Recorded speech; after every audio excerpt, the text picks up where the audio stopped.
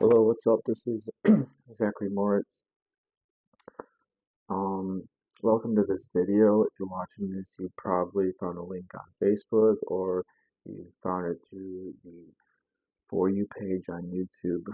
Now, my story starts out as in Park Ridge, Illinois. I was born and into a family with a mother and a father and a brother and a sister and a dog and a cat.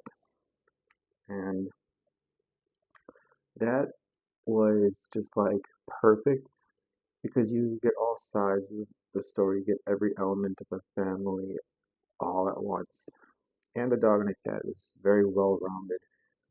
And we were Catholics. I was baptized, and we went to a private Catholic school. My brother wasn't in perfect health when he was born. He had Noonan syndrome, and he had something where he needed to have open heart surgery, like a hole in his heart is how the story goes, and they needed to sew it together or something. Ironically, my grandfather is having open heart surgery next month on like the 10th, and that's for something different. Love you, Grandpa. And it is for the Noonan syndrome, or whatever reason he needed surgery for, and then he had the surgery, and then he was healthy from then on. To a point, he still needed to take things slowly, and he couldn't really participate in sports as much as other people or perform as well as other people in sports when we did participate in them. And him and I were in baseball, and we were in t-ball, and then we actually always tried to hit the ball after t-ball when they would pitch it to us, and we swung out. We got struck out on every single at bat that we ever had, as many times games that we were ever played. And then we were also Cub Scouts and Boy Scouts. And in 2008, my parents split up, and I graduated high school in a different high school than one that I was in from freshman to junior year. I graduated in Belvedere High School, and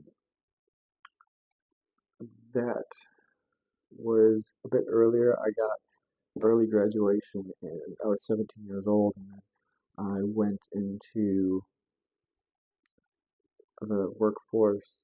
I got my first job at Wendy's, and I just wrote down the story between 2011, when I was 17, to 2024 today on my computer, because it was quite a journey where I had been living in my mom's house.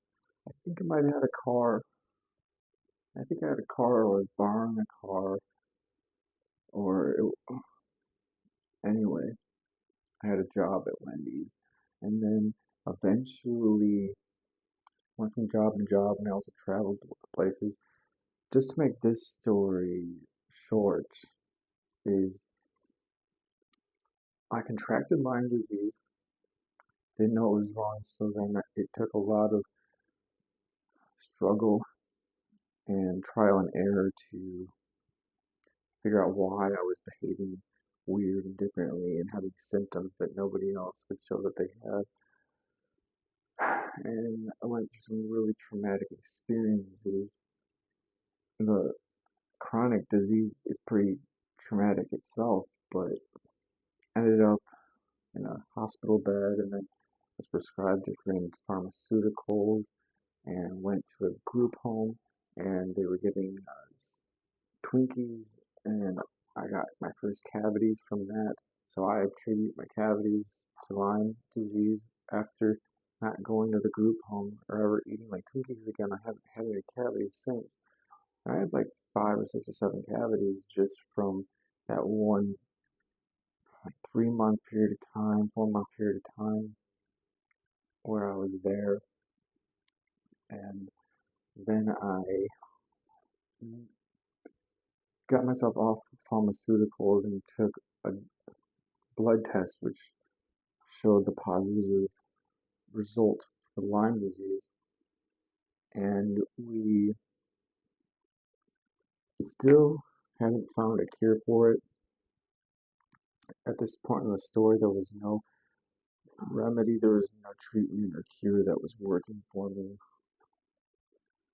And just thinking back, like this was more than 10 years ago, like 12 years ago, and it was sort of the most traumatic experience of my life because so many things went wrong and so many obstacles and so many challenges I needed to overcome in order to get to a treatment for my disease.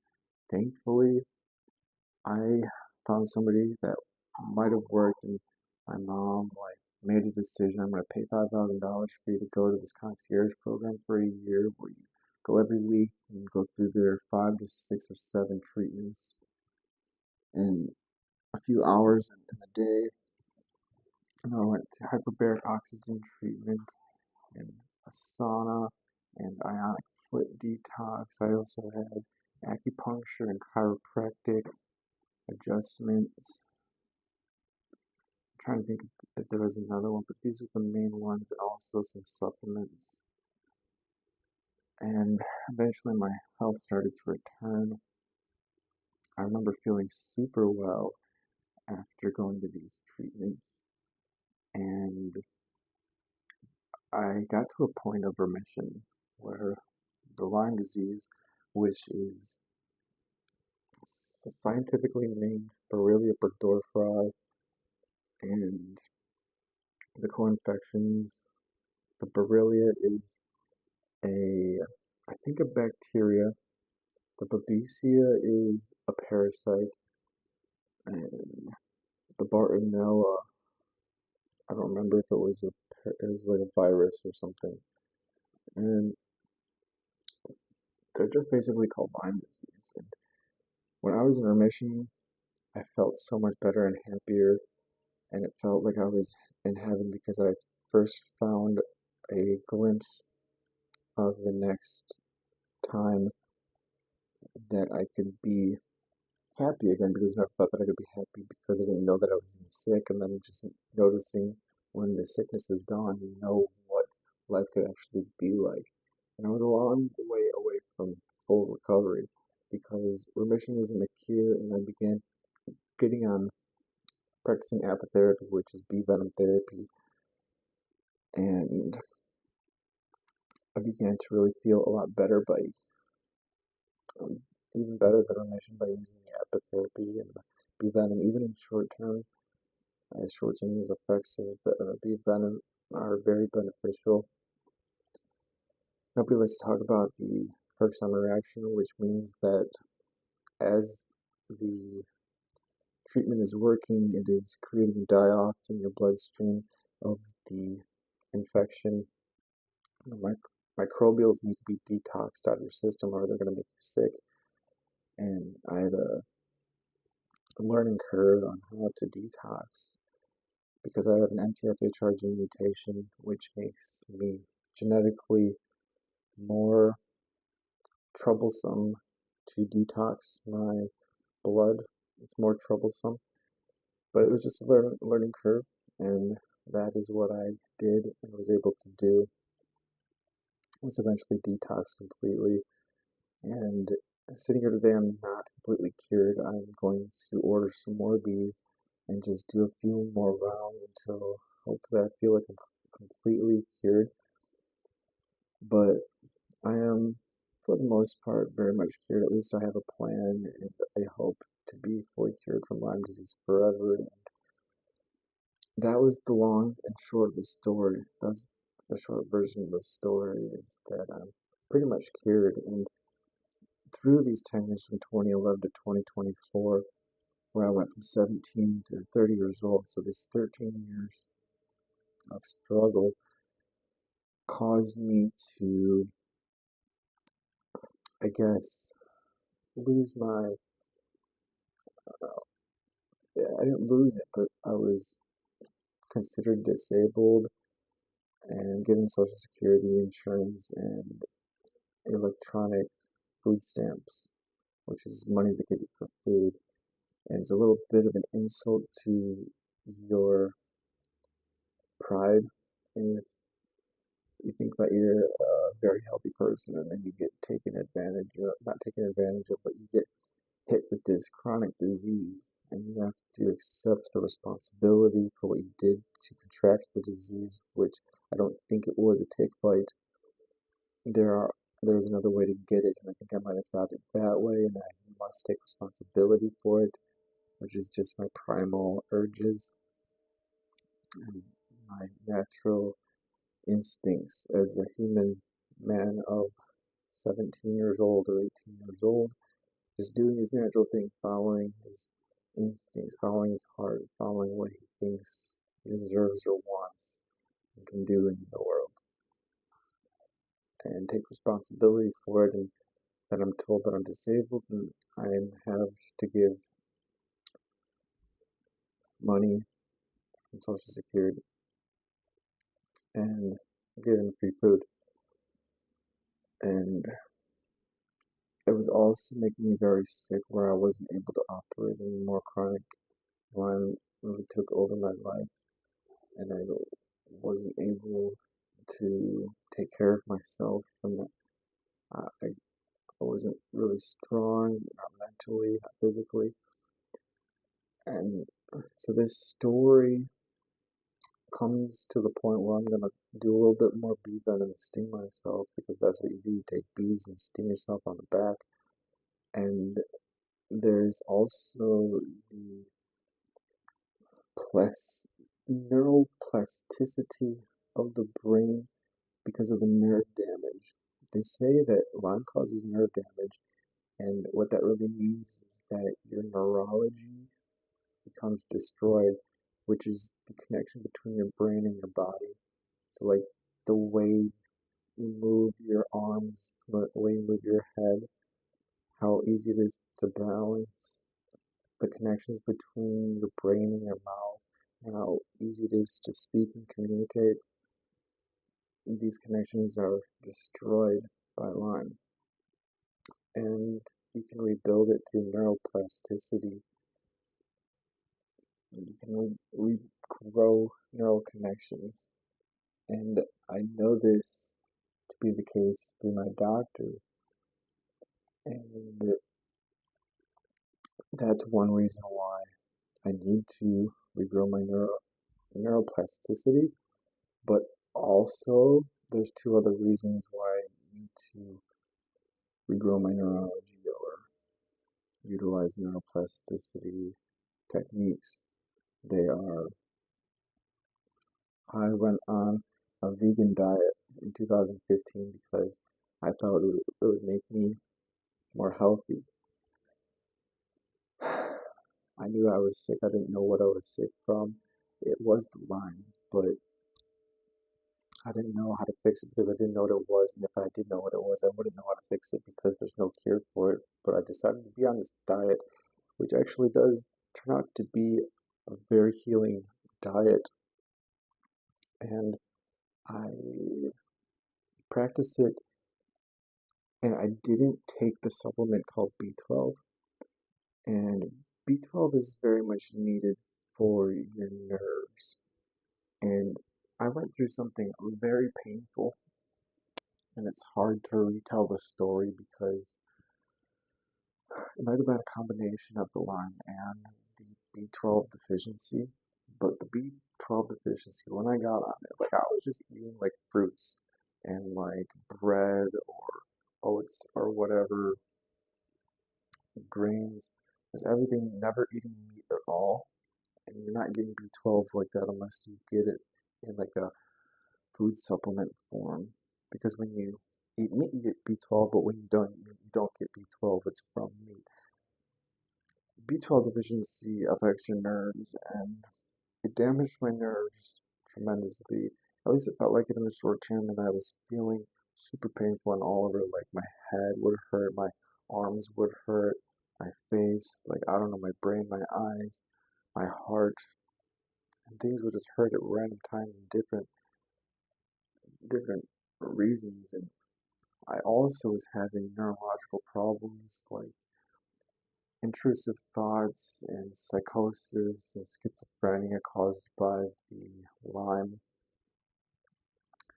And it is a tragedy to think about and remember these things together. And also, I have had times where I was a cigarette smoker, and I know that cigarettes destroy your nerves because someone said your nerves are shot because of the cigarettes.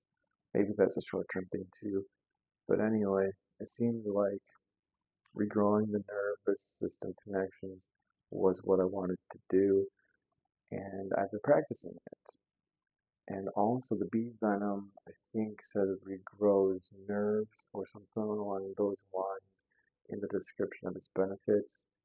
So combining the bee venom with neuroplasticity techniques like eye movements, I forget what other techniques to regrow your neuroplasticity, but just making your brain relearn itself, reconnect itself with the body. With I'll have to look more into it. I know that that's one way to do it. That's actually been the only way that I've been doing it. Also, I've been practicing like mouth exercises. If I can remember one of the lines from the mouth exercises, I looked up a YouTube video and he said like say these phrases because they utilize all the movements that your mouth used to speak.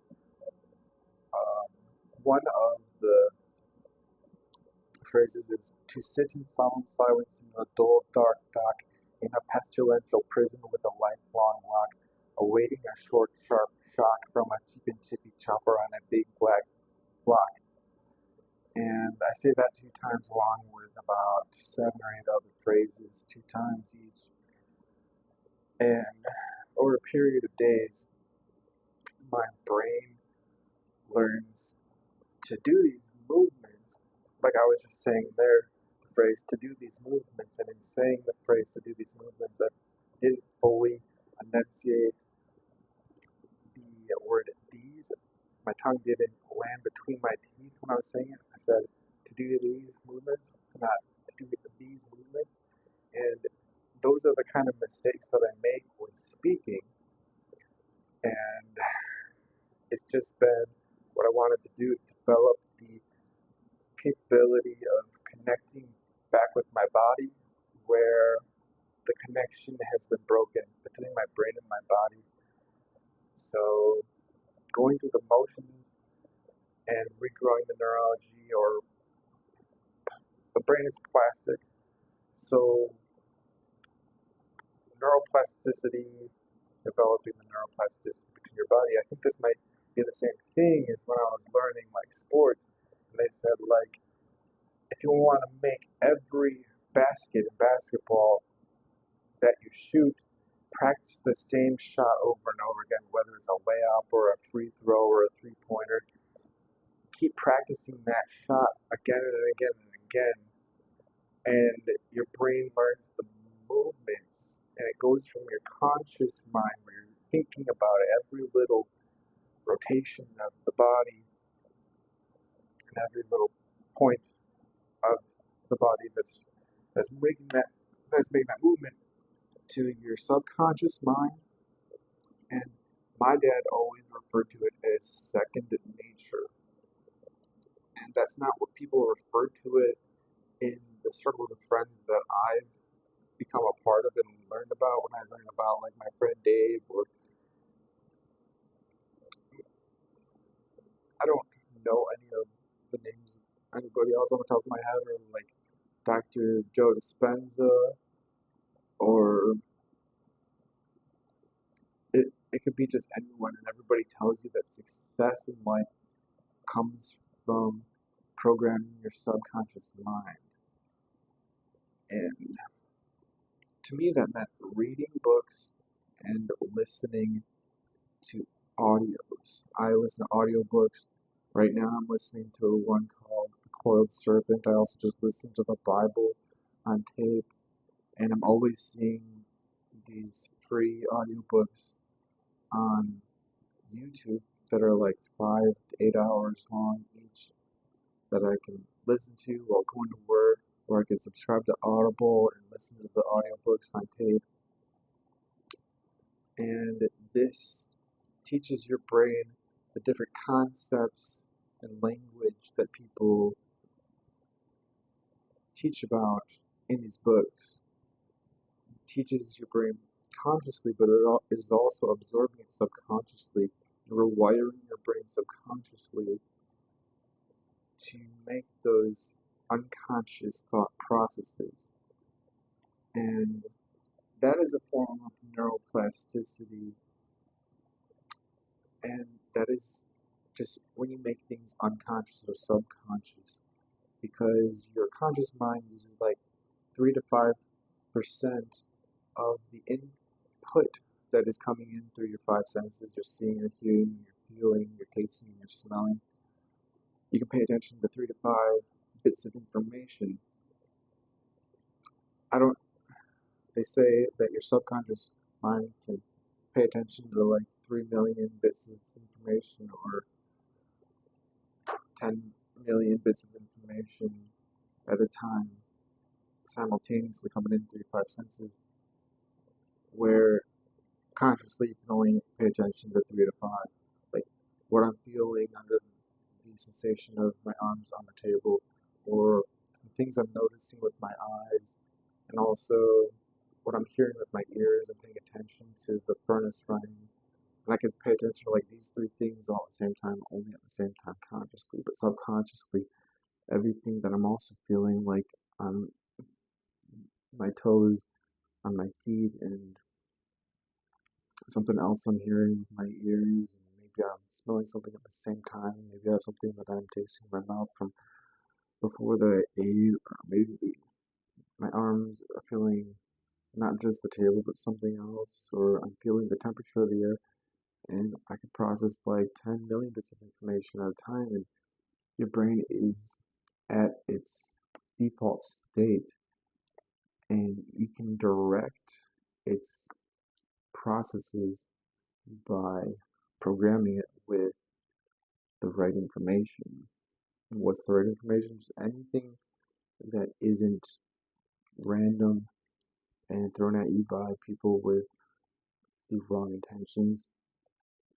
Like people who are just out there to get your money, you probably would just end up giving your money to them if you listen to them. People that are out there just to get your money are politicians and advertisers for products. They just want to sell you things or just trick you into behaving in ways that are going to benefit them and not benefit you. And my doctor is a neurologist, and he gave me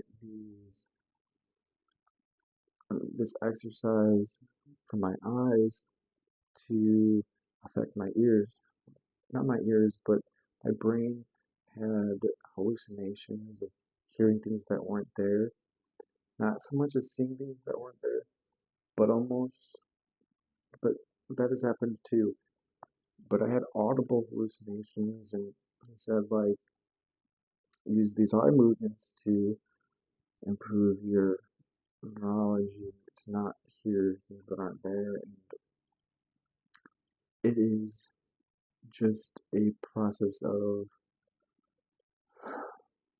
eliminating the disease from the body, but it is also supposed to be good to rehabilitate the mind. I don't know if it is working. It seems to be the only tool that I have, and he seemed pretty certain and pretty confident that it was going to be beneficial to me, so I just incorporated it into my routine, and I've been doing it for a long time. Doing these eye movement exercises, which has 5 dots on it, and you just look up and down 3 times and left and right 3 times on all the dots. Bringing your eyes all the way to the corners and all the way as far as it can go up and down, and it growing your neurology, at least between your brain and your eyes, but it might have some sort of grander effect, bigger effect on different things that I don't know about that it can affect. And so I'm doing that, I'm doing the mouth, and I'm doing the reading, listening to things, and hopefully this helps me regrow my neurology, or maybe it has. And I'm just thinking back to my story about when I was on the insurance and the food stamps, and I didn't have the benefits that I have now, like a job and a car and a house and a phone, and a smartwatch and a queen size bed and a gaming computer and a guitar amp and a guitar. I have all these things and I can keep listing things that I'm grateful for because I keep having an abundance of things around. Sit up, decline bench, uh, end table. I don't know what that's called. Just a chair, a sofa, this kitchen table, and I have an abundance of these things to be grateful for. And of course I am, but things can only make you so happy. The more things I get isn't going to continuously make me more happy. And neither will a human being like a girlfriend make me happy. It's just that I am lonely and I want to meet someone who would be a perfect match for me. I am very passionate about that there is a perfect someone out there for everyone, and I believe in therapy and couples therapy, and I believe that that is the point of life, is to give and receive love. And if you have found someone that you love and will be there for you to love them for your whole life because you're meant for each other, then you will give and receive love for your whole life. And that is the goal that I have for myself and other people. And if I can get it for myself, then I want it for other people. And who's to say that there's not a possibility of a future where everyone does find and feel love and fall in love with their perfect partner and be in a romantic relationship with them, in the whole world, everyone living in harmony in a peaceful world where everyone finds what they're looking for and everyone falls in love with that person that they were looking to fall in love and that were meant to fall in love with. And who's to say that that can happen? And who doesn't want that to happen? So that's why I'm seeking to find someone for myself. And if that doesn't happen for me now, I will stay consistent and keep setting intentions for it to happen, for me to meet that person that I want to meet. And it will take time from now on, but I do believe that the more times I fail in finding someone, the better options, opportunities, the better possibility that there will be that I will come into that life that I'm looking to have. Like I just got out of a relationship with someone and I'm looking to get into a relationship with someone again. It feels like I just got out of it, but that was October 17th and it was November 1st now. So I think that's around 15 days, 16 days. And it's not still time to feel sorry for myself. It's not right to keep thinking about the past, dwelling about the past. I can, if I want to, I can whine and cry about it, I can complain, I can wish that the past was still the way things are today, but that's not going to help because what I'm going to do is figure out a different path for my life rather than whining because that's what I've done for a long time and I've suffered for wishing I had things that I don't have, and being content with what you do have is the key to happiness. Thanks for watching. Buy whatever I have linked for you in the description, and have a good day. Peace.